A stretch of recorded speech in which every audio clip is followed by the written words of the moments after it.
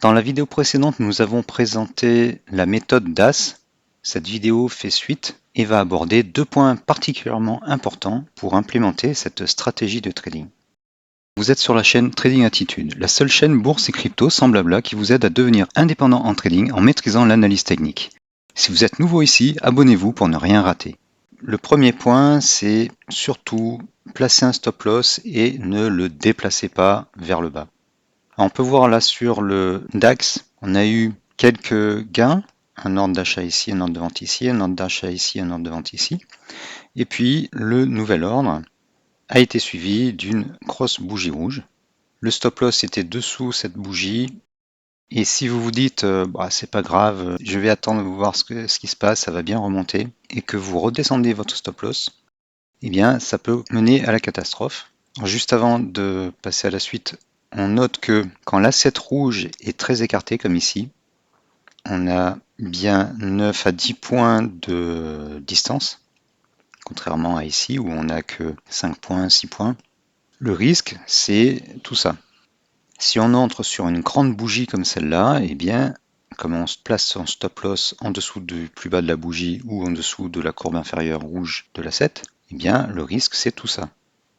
Alors qu'ici, par exemple, si on était entré par là, le risque c'était sous cette bougie rouge. Et donc il y a 33 à 37, on va dire 4 points à peu près. C'est plus réduit. Donc on va risquer une dizaine de points pour gagner quoi? 5 points. C'est assez peu. On va voir comment tout à l'heure remédier à cela. Donc déjà cette première remarque. Ensuite, donc on a eu ici une petite perte. J'ai rouvert en ordre pour voir ce qui se passait et on se dirigeait vers une autre perte. Donc si vous réagissez par peur que vous déplacez votre stop loss par le bas, vers le bas, c'est ce que j'ai fait, eh bien c'est pas bon. Les cours ont remonté ici, c'est pour ça qu'après j'ai mis un target point ici, mais je n'ai pas clôturé pour voir ce qui se passait après. Vous auriez pu vous en sortir là, mais en fait les cours ont continué de baisser. J'ai enlevé le stop loss et regardez ce qui s'est passé. On a dégringolé, on a été jusqu'à moins 200, tout ça pour un contrat à 1 euro du point. Bon, c'est un compte démo et c'est pour vous montrer ce qui se passe quand on ne met pas un stop loss. Et pire, quand on a une première perte et qu'on se dirige vers une deuxième perte, donc là c'était moins de 10 euros chaque fois, ça peut entraîner des pertes beaucoup plus importantes. Donc première leçon, on met un stop loss et on ne le descend pas plus bas. Alors sur le plan graphique, en unité 5 minutes, on était en négatif, donc plutôt en tendance baissière, et ce petit rebond n'était pas suffisant. La prise de position s'est faite en unité de temps 1 minute, et là on était en positif. Donc, autre leçon très importante à retenir, c'est que même si on est en tendance haussière sur une unité de temps, il faut aller voir l'unité de temps supérieure pour voir si on n'est pas en tendance baissière plus long terme, et ce qui était le cas ici. Donc on pourrait même dessiner une résistance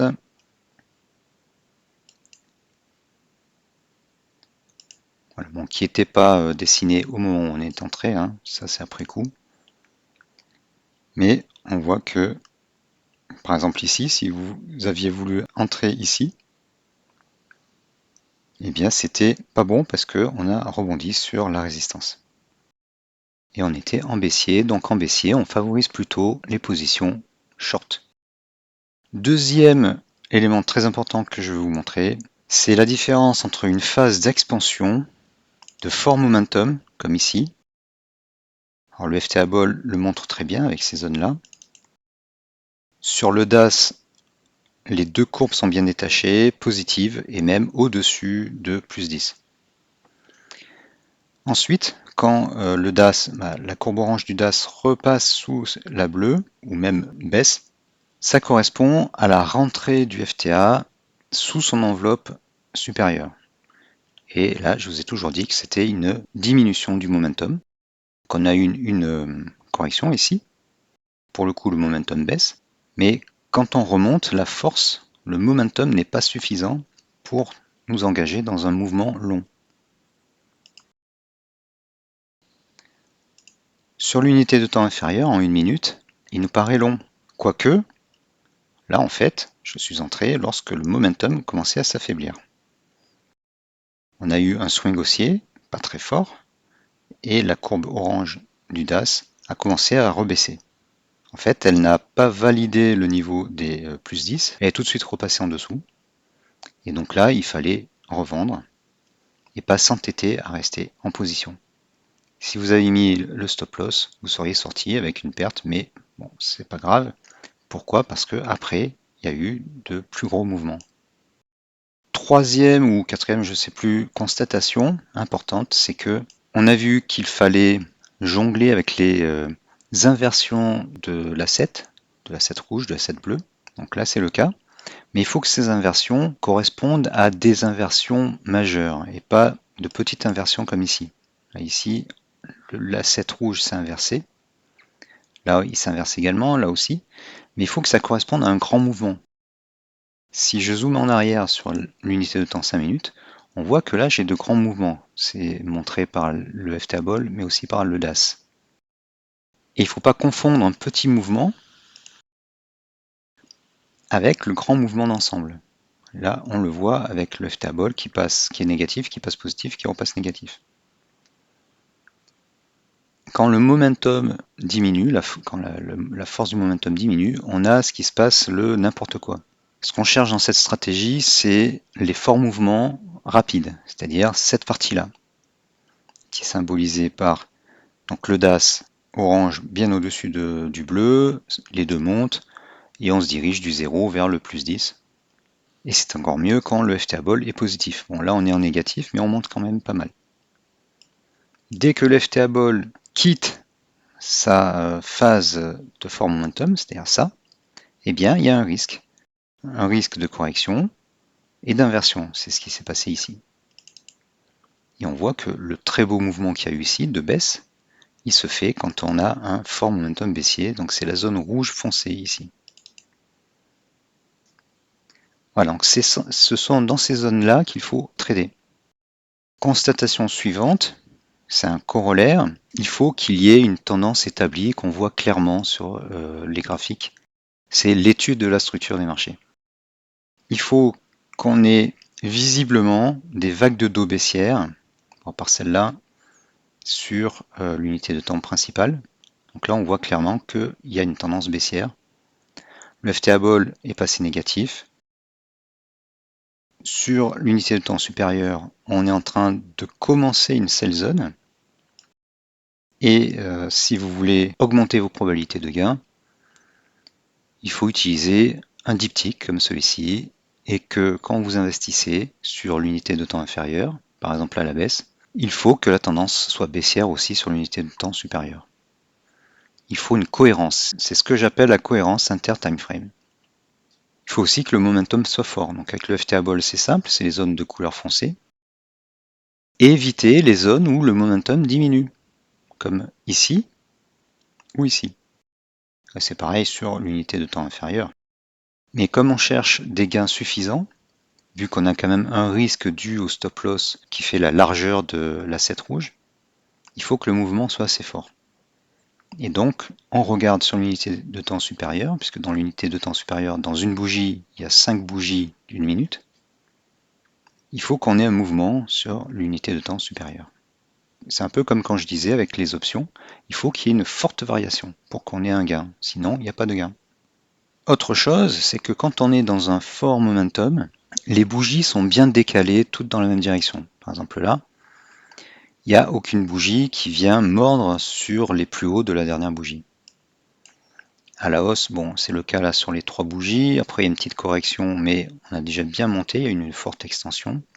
C'est un peu moins clair là, forcément, puisqu'on est en tendance haussière, mais dans une tendance baissière. Et si je prends la tendance baissière ici, qui est bien dans le sens, enfin, on est en négatif, donc c'est bien une vraie tendance baissière, là, on a des bougies qui sont toujours plus basses les unes que les autres. Donc c'est vraiment, si vous avez une chose à retenir, c'est qu'on investit quand on est dans une zone de fort momentum, dans un sens ou dans l'autre. Le fort momentum baissier, c'est quand le FTA Ball est en zone rouge foncé en négatif. Le fort momentum haussier, c'est quand il est dans une zone verte positive. Voilà, c'est le cas. Là, c'est plus ou moins le cas, mais c'est parce qu'on s'est décollé de son enveloppe supérieure. Et là, ça redevient le cas ici. Toutes ces bougies sont plus hautes les unes que les autres. C'est dans ces moments-là qu'on doit scalper ou faire du swing trading. Dans les autres cas, eh bien, c'est pas bon. Et d'ailleurs, on voit là en fait, on voit une sorte de diamant, de sorte de tête et épaule. En fait, il y a une grosse dérive latérale et des bougies qui font n'importe quoi. C'est une zone que j'appelle le n'importe quoi. Les bougies ne sont pas rangées, comme je viens de l'expliquer, toutes les unes plus basses que les autres ou plus hautes les unes que les autres. Donc cette zone-là, il faut l'éviter. Et sur le DAX, on va aller sur un autre produit, parce que vu que là j'étais en position négative, j'ai pris un autre produit. Voilà, il y a des horaires comme ces horaires-là, où c'est souvent le cas sur le DAX. Donc revenez en arrière et comparez cette zone-là, où il y a une grosse zone de n'importe quoi, avec des variations, presque un range horizontal, à cette zone-là ou cette zone-là, ou même celle-ci. Si vous comprenez la différence, bah, vous avez déjà fait un grand pas vers la réussite. Donc là, il y a eu quelques trades qui heureusement se sont bien terminés. Là, celui-ci c'est en short. Mais quand vous constatez ça, quand vous constatez ce désordre-là, cette non-directionnalité, bah, il faut s'arrêter. Il faut attendre qu'il y ait de meilleurs moments, comme ici ou même ici. Donc là, qu'est-ce qu'on a eu? On a eu une sorte de... Si c'était plus long terme, on parlerait de longue base ou de wedge. On a eu un départ avec une safe zone qui apparaissait. Le DAS est passé en plus 10 et surtout a continué parce qu'il était passé en plus 10 ici, mais ça s'est tout de suite inversé. Et là, on pouvait revenir momentanément. Vous noterez que sur l'unité de temps 5 minutes, on était passé en positif sur le FTA Ball. Donc si on doit résumer, 1. Ne déplacez surtout pas vos stop loss vers le bas. Alors à ce sujet, une remarque, certains brokers ne vous autoriseront pas à mettre des stop loss si près.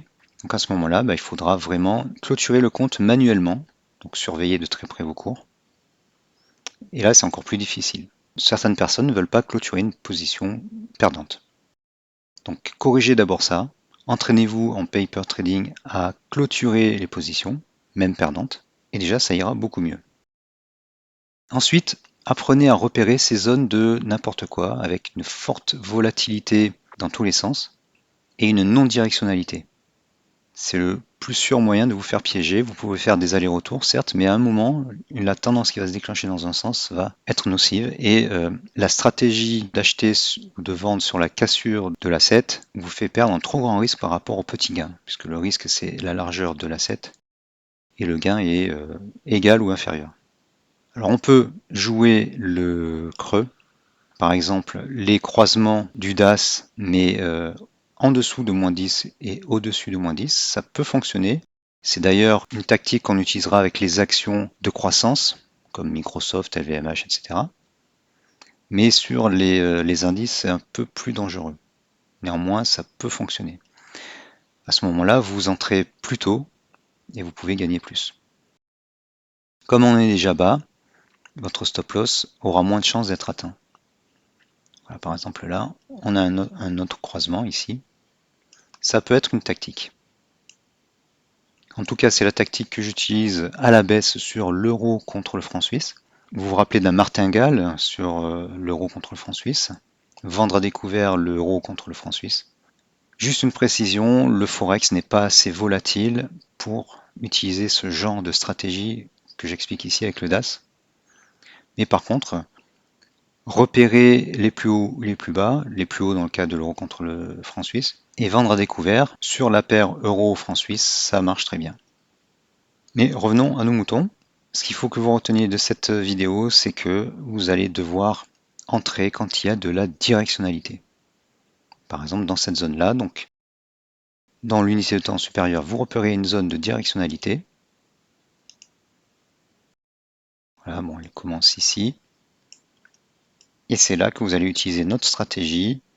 Donc cassure de l'asset, stop loss en dessous, donc assez près.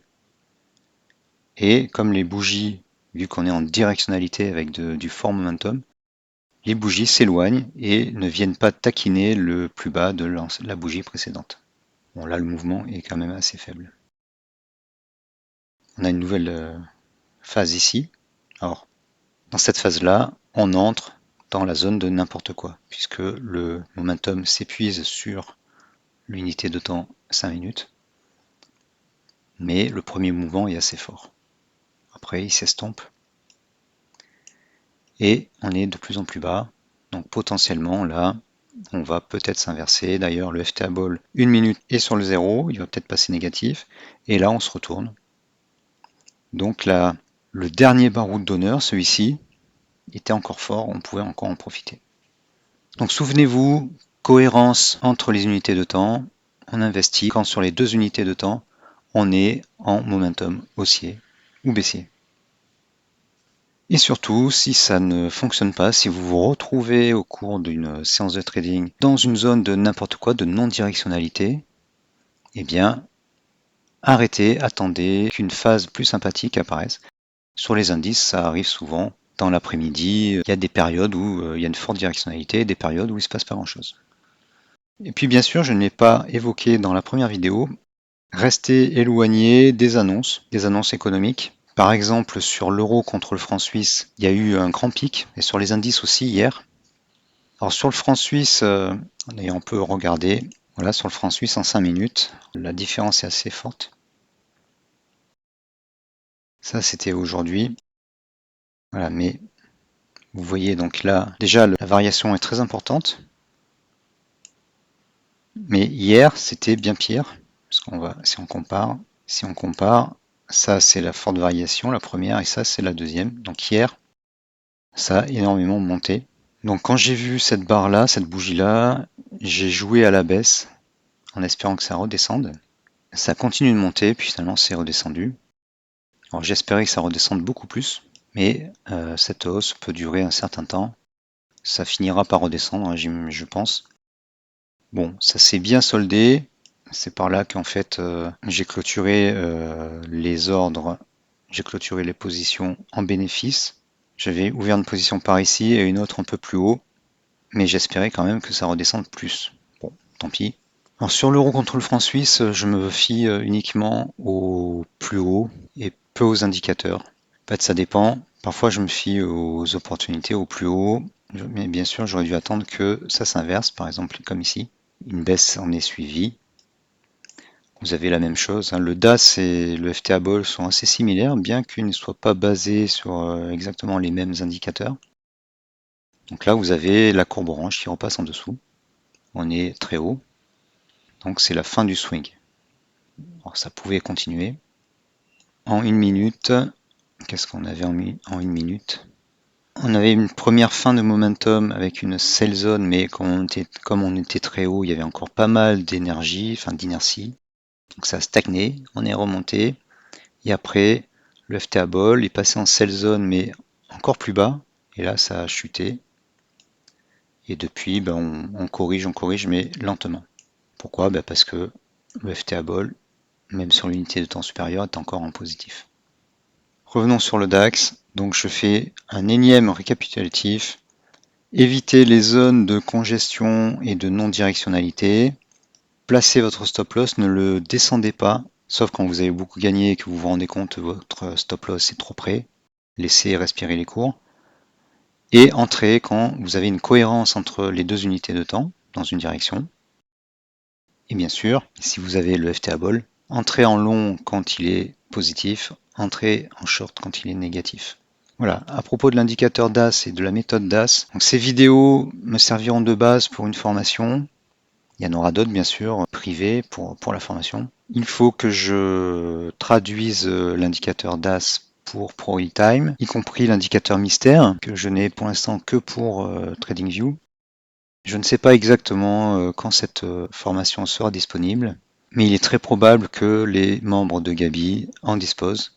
Donc si vous voulez progresser, si vous voulez mettre toutes les chances de votre côté, inscrivez-vous à la formation Gabi. Vous pouvez me contacter par email, je peux vous faire une offre promotionnelle. Voilà, avec la formation Gabi, vous disposerez de tous les indicateurs. Mais pas pour l'instant, j'attends de voir vos retours.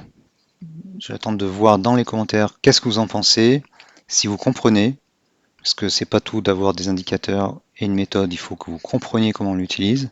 Donc dites-moi si vous comprenez. Puis surtout, j'attends qu'il y ait une certaine petite effervescence autour de ça. Donc commentez, likez, partagez.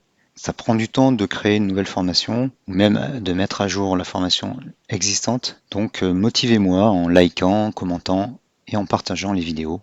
Si je vois qu'il n'y a pas beaucoup d'effervescence, ça ne me motivera pas à en faire profiter les gens.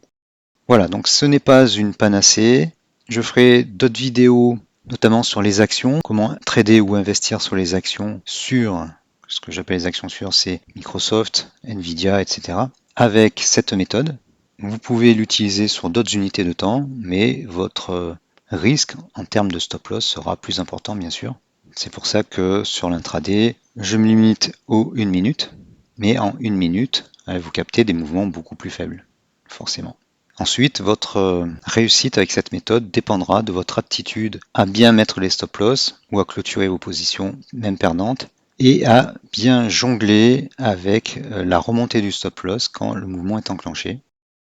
Et là, pour l'instant, j'ai pas vraiment de règles précises à vous donner. Donc c'est ça qui fera la différence. Et comme je l'ai déjà dit, on peut aussi se baser sur les croisements courbe orange, courbe bleue pour essayer d'avoir des mouvements plus grands.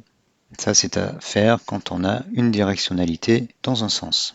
Par exemple, quand le DAS est positif et qu'on a un croisement sur le DAS en unité de temps inférieure. Donc le DAS est positif en unité 5, enfin, une des deux courbes, et il y a un croisement sur l'unité de temps inférieure. C'est ce qu'on a actuellement là, vous le voyez sous vos yeux ébahis. On l'a eu ici aussi, voilà, là ça monte. Voilà. Et ce que j'appelle le mouvement rapide, et quand je parle du fait qu'on voit la bougie grossir sous nos yeux, c'est exactement ce qui se passe là en ce moment. Voilà. Donc si on était entré ici avec un stop loss sous l'asset rouge, parce que là la bougie verte était trop longue, on aurait un peu chaud ici, mais après ça repart, on déplace notre stop loss en dessous de ces deux bougies, et puis là, vogue la galère, c'est parti. Mais on est quand même en zone de n'importe quoi ici. Ce qui correspond à un FTA qui passe en dessous de son enveloppe supérieure, donc réduction de la force du momentum. De même, le DAS en unité 5 minutes est passé sous la courbe bleue et a réintégré la zone des moins 10 plus 10. Néanmoins, on a un beau mouvement quand même ici. Voilà, donc la suite là sur cette séance, eh bien, il faut qu'on attende que le FTA repasse en zone de fort momentum ou que le DAS repasse au-dessus de la courbe bleue. Et s'il le fait, là, ça peut générer de forts mouvements. Surtout s'il passe au-dessus de 10 et qu'il reste au-dessus de 10 en unité 5 minutes. Voilà, j'espère que cette vidéo vous aura appris quelques petites choses. Repassez là, parce que j'ai distillé pas mal de petites infos. Au début, je voulais aborder que 2 notions, mais en fait, j'en ai abordé beaucoup plus. Donc repassez là. J'essaierai à l'avenir de redonner ces notions de manière plus structurée. Mais comme on dit, répéter, c'est aussi permettre de mémoriser. Voilà, merci d'avoir regardé cette vidéo et à bientôt.